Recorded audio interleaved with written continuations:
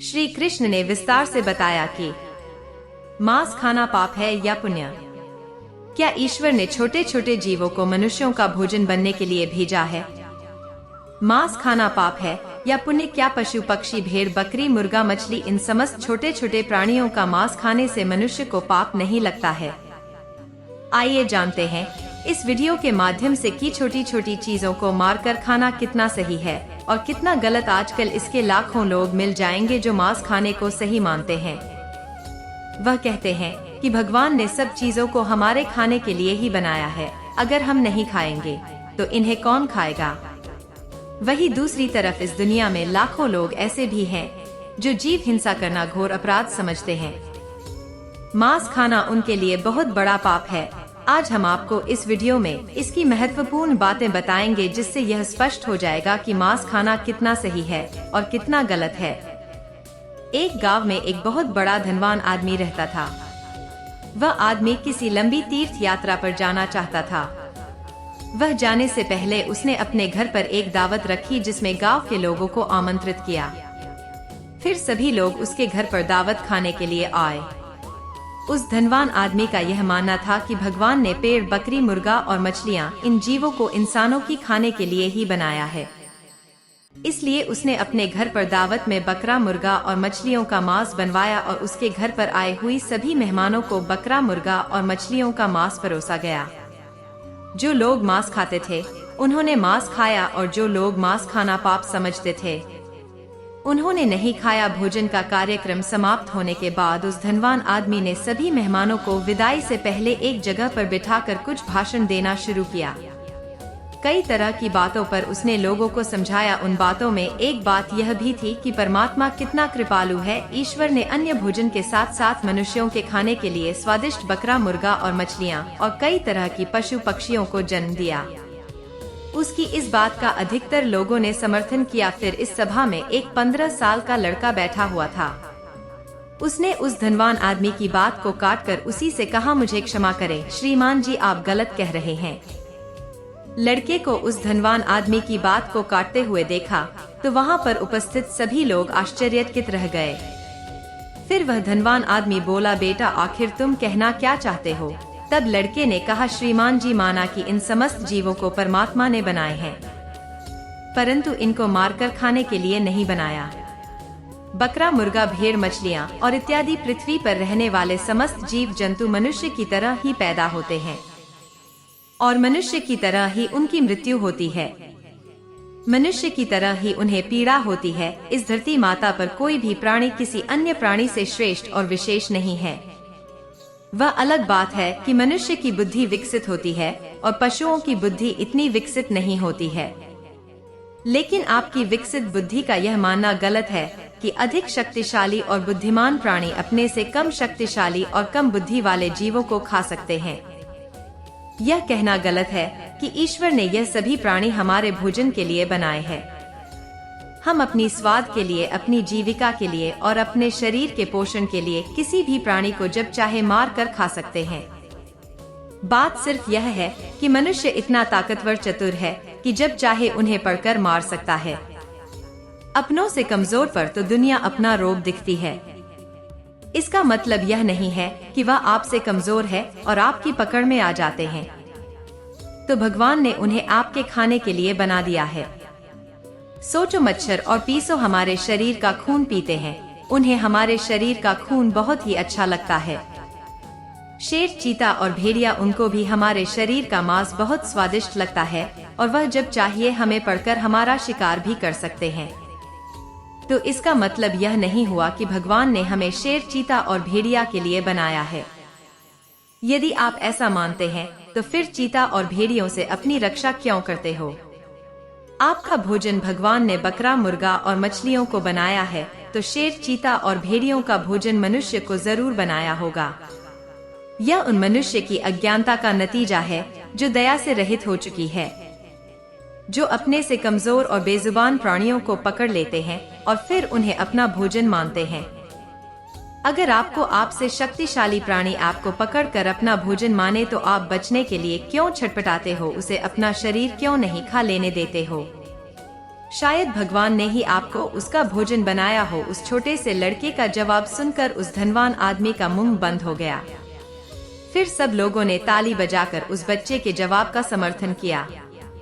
फिर लड़के ने कहा, सुनो, मैं तुम्हें भगवान श्री कृष्ण का एक और उपदेश सुनाता हूँ। एक समय की बात है, भगवान श्री कृष्ण वन में एक पेड़ के नीचे बैठकर मुरली बजा रहे थे। तभी विपत्ति का मारा एक जंगली सुअर तेजी से भागता हुआ भगवान श्री कृष्ण के पीछे छुप गया। वह सुअर बहुत ही घबराया हुआ था। सुअर को अत्यंत भयभीत देखकर भगवान श्री कृष्ण ने मुरली बजाना बंद कर दिया। भगवान श्री कृष्ण उस सुअर से पूछने लगे, तुम इतने डरे हुए क्यों हो? तुम्हें क्या दुख है जिस वजह से तुम छुपने का प्रयास कर रहे हो? भगवान श्री कृष्ण सुअर से यह पूछ ही रहे थे कि तभी हाथ में धनुष बाण लिए हुए वहां पर एक शिकारी आ पहुंचा और कहने लगा, है बालक, तुम कौन हो और इस घने जंगल में क्या कर रहे हो? इस सुअर को मुझे दे दो, यह मेरा शिकार है। मैंने इसे अपना आहार बनाने के लिए काफी दूर से इसका पीछा किया है, इसलिए इस पर मेरा अधिकार है। उस शिकारी की बात को सुनकर भगवान श्री कृष्ण ने कहा, किसी भी जीव पर किसी का अधिकार नहीं होता है। हर जीवित प्राणी पर केवल उसका ही अधिकार होता है और किसी का नहीं। यह सुअर मेरा शिकार है और मैं इसे मारकर इसके मांस को पका कर खाऊंगा। तब भगवान श्री कृष्ण ने कहा, शिकारी, तुम्हें निर्दोष प्राणियों को मारने का अधिकार तुम्हें किसने दे दिया? यह अधिकार तो उसको भी प्राप्त नहीं है जिसने इसे जन्म दिया है। किसी भी जीव को मारना पाप की श्रेणी में आता है। क्या तुम धर्म को नहीं मानते हो? तब शिकारी ने कहा, बालक, मैं तेरे जितना ज्ञानी तो नहीं हूँ, पर इतना जरूर जानता हूँ कि मांस का भोजन करना पाप नहीं है। जीवों को मारकर मैं उन्हें पशु योनि से आजाद करता हूँ। फिर तुम्हें क्या पता है, वैसे भी कोई ना कोई मनुष्य इन्हें मार कर खाई जाएगा। अगर जीव हत्या पाप है तो राजा महाराजा इन्हें मारने का शौक क्यों रखते हैं? इस बात को सुनकर भगवान श्री कृष्णा समझ गए कि इसकी बुद्धि हिंसा करते करते और मांस खाते खाते मंद पड़ गई है। इसका विवेक उचित और अनुचित का निर्णय करने के काबिल नहीं रहा है। तब भगवान श्री कृष्णा शिकारी को एक कहानी सुनाते हैं और कहते हैं कि तुम इस कहानी को बड़े ही ध्यान से सुनना। लोग मांस क्यों खाते हैं और मांस खाना पाप है या पुण्य? मगध देश में एक बार भयंकर अकाल पड़ गया था। लोगों की फसलें नष्ट हो चुकी थी। चारों तरफ भूखमरी फैल गई थी। फिर वहां के राजा को इस बात की बहुत चिंता हुई कि लोगों की भूख की समस्या का समाधान कैसे निकाला जाए। राजा ने एक सभा लगाई और अपने सभासदों से पूछा कि लोगों को भोजन देने के लिए सबसे सस्ती वस्तु क्या रहेगी। यह बात सुनकर सभी सभासद सोच में पड़ गए कि इसका क्या उत्तर दिया जाए। यह हो, ज्वार, बाजरा आदि फसल उगाने में बड़ी मेहनत लगती है। तब उस सभा में एक मांस खाने वाला व्यक्ति बैठा हुआ था। उसने सोचा कि मांस को भोजन में शामिल करने का यह अच्छा मौका है। यदि राजा की अनुमति मिल गई तो हम जीवन भर पशुओं को मारकर अपना भोजन बना सकेंगे और मनमानी करेंगे, कोई रोक टोक भी नहीं होगी। उसने राजा को सुझाव दिया कि भूखमरी का संकट दूर करने के लिए मांस से सस्ता कोई विकल्प नहीं है। इसमें ज्यादा खर्च नहीं आएगा और मेहनत भी अधिक नहीं करनी पड़ेगी और हमारा भोजन भी बन जाएगा। सभा में बैठे अन्य लोगों ने इस बात में हाँ मिला दी, लेकिन जो प्रधानमंत्री थे उन्हें यह प्रस्ताव पसंद नहीं आया। वह चुपचाप देखते रहे। राजा ने पूछा, प्रधानमंत्री, आप चुप कैसे बैठे हो? आपकी क्या राय है इस विषय में? तब मंत्री जी ने कहा, महाराज, मेरे हिसाब से मांस सस्ता विकल्प नहीं है। इस विषय पर मैं अपनी राय आपको कल दूंगा। रात होने पर प्रधानमंत्री उस आदमी के घर पहुंच गए जिसने मांस खाने का प्रस्ताव दिया था। अचानक अपने घर मंत्री को आया देखकर वह घबरा गया। वह सोचने लगा, जरूर कोई अनहोनी हुई है। फिर मंत्री ने उस आदमी से कहा, भाई, शाम को ही महाराज की तबीयत अचानक बहुत खराब हो गई और उन्हें किसी गहरी बीमारी ने घेर लिया। राजवैद्य ने कहा कि राजा साहब को अगर किसी बहादुर और हास्ट पुस्त इंसान का थोड़ा सा मांस मिल जाए तो वह ठीक हो सकती है। आप महाराज के बहुत ही विश्वास पात्र है, इसलिए मैं आपके पास आया हूँ। आप राजा साहब को बचाने के लिए जरूर अपने शरीर से थोड़ा सा मांस निकाल कर दे सकते हैं। राजा साहब को भी यही उम्मीद है कि आप इस काम के लिए इनकार नहीं करेंगे। आप जो चाहे ले लो, मैं तलवार से तुम्हारे शरीर से थोड़ा सा मांस निकाल लेता हूँ। मंत्री की यह बात सुनकर जैसे उसके पैरों तले से जमीन खिसक गई हो। उसके चेहरे का रंग उड़ गया और वह भागता हुआ घर में रखी हुई तिजोरी की तरफ गया और तिजोरी में रखी हुई 2 लाख स्वर्ण मुद्राओं की पोटली लाकर मंत्री के हाथ में थमा दी और कहने लगा, माफ करना मंत्री जी, मैं अपने शरीर का मांस नहीं दे सकता, इसके बदले में आप यह स्वर्ण मुद्राएं ले जाइए और किसी दूसरे मनुष्य को यह स्वर्ण मुद्राएं देकर उसका मांस खरीद लीजिए। मंत्री जी ने कहा, नहीं भाई, राजा साहब ने विशेष रूप से आपका ही मांस लाने के लिए कहा है क्योंकि आप तंदुरुस्त और हष्ट-पुष्ट है। अगर आप अपने शरीर से थोड़ा सा मांस दे देंगे तो आपका कुछ नहीं बिगड़ेगा और उधर राजा साहब की जान बच जाएगी। इसके लिए मैं तुम्हें राजा साहब से कहकर मंत्री पद भी दिलवा दूंगा। कृपया आप देरी न करें और अपने शरीर का थोड़ा सा मांस निकाल कर दे दे।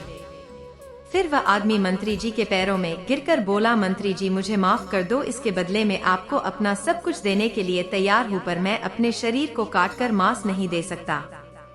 इतना कहकर वह आदमी वहाँ से भागने लगा। मंत्री जी ने कहा, आप भाग जाओगे पर आपका परिवार तो यही रह जाएगा। फिर उस आदमी ने कहा, मंत्री जी, इस संसार में अपने प्राणों से बढ़कर कुछ नहीं है। जब मैं ही नहीं रहूंगा तो परिवार का क्या करूंगा। मंत्री जी ने कहा, आपको यहाँ से जाने की जरूरत नहीं है, तुम्हें मांस नहीं देना है तो मत दो, मैं किसी और के पास चला जाता हूँ। इतना कहकर मंत्री उस स्वर्ण मुद्राओं को लेकर वहाँ से चला गया। मंत्री के जाने के बाद उस आदमी की जान में जान आई। इस प्रकार से प्रधानमंत्री एक एक करके सभी मंत्रियों के घर गए और सबसे थोड़े से मांस का आग्रह किया, परंतु सभी ने अपनी अपनी तिजोरियों से, किसी ने 1 लाख तो किसी ने 3 लाख तो किसी ने 5 लाख स्वर्ण मुद्राएं दे दी, परंतु अपने शरीर का मांस नहीं दिया। मंत्री जी उस स्वर्ण मुद्राओं को लेकर अपने घर चले आए। वह रकम करोड़ों में इकट्ठी हो चुकी थी। अब अगले दिन सारे मंत्री सवेरे सवेरे ही राजा के राजमहल पहुंच गए कि देखें राजा साहब स्वस्थ है या नहीं। उधर प्रधानमंत्री भी उन सारी स्वर्ण मुद्राओं को लेकर राजा के पास पहुंचे और उस स्वर्ण मुद्राओं को राजा के सामने रख दिया। फिर राजा साहब ने पूछा, मंत्री जी, इतनी स्वर्ण मुद्राएं कहां से और किस लिए लाए हो। तब मंत्री जी ने पूरी कहानी सुनाई कि महाराज, मैं झूठ मूठ का एक नाटक किया था। मैंने सभी मंत्रियों से यह कहा कि राजा साहब की तबीयत बहुत खराब है, यदि उन्हें थोड़ा सा मनुष्य का मांस मिल जाए तो वह ठीक हो सकते हैं। महाराज, मंत्रियों ने मुझे इतनी सारी स्वर्ण मुद्राएं तो दे दी, पर आपके उपचार के लिए अपने शरीर का थोड़ा सा मांस तक नहीं दिया। महाराज, कल लोकसभा में मांस का भोजन बहुत ही सस्ता बता रहे थे। अब आप ही सोचिए कि जीवित प्राणी का मांस कितना सस्ता है और कितना महंगा। मांस के लिए लाखों रुपए देकर उन्होंने मांस देने से इनकार कर दिया। अब मंत्री जी की बात राजा साहब को अच्छी तरह से समझ में आ चुकी थी। इधर भगवान श्री कृष्ण ने उसे शिकारी को समझाया कि देखो, अपना शरीर सभी को प्रिय होता है, चाहे वह मनुष्य हो या फिर कोई पशु पक्षी, सबके मांस की उतनी ही कीमत होती है जितनी की सबके प्राणों की। इसलिए किसी के शरीर को कष्ट नहीं पहुंचना चाहिए। मनुष्य के जब अपने प्राणों पर आ बनती है तब तो उसे अपना शरीर बहुत प्रिय लगता है। दूसरे जीवों को मारने से वह एक पल भी नहीं लगता, क्योंकि वह दर्द और पीड़ा उसकी होती है, आपको नहीं। जिस दिन आपको होगी उस दिन इसकी कीमत आपको समझ में आ जाएगी। इसलिए भगवान उन सभी लोगों की मानसिकता को बदलें जो मांसाहार करते हैं। उन्हें इस बात का एहसास कराएं कि जीव हिंसा मनुष्य के समान ही अपराध है। छोटे से लेकर बड़े जीव को जीने का परमात्मा ने पूरा अधिकार दिया है। उनका जीवन व्यर्थ ही नष्ट न करे। अपने थोड़े से आनंद के लिए और थोड़े से स्वाद के लिए उनका जीवन न ले। सबको उतना ही कष्ट होता है जितना कि आपको और हमें। यह कहानी कैसी लगी हमें बताएं और कमेंट में जय श्री कृष्णा जरूर लिखें और चैनल को सब्सक्राइब और कहानी को शेयर जरूर करें। बहुत बहुत धन्यवाद। मिलते हैं अगली वीडियो में, जब तक के लिए जय श्री कृष्णा।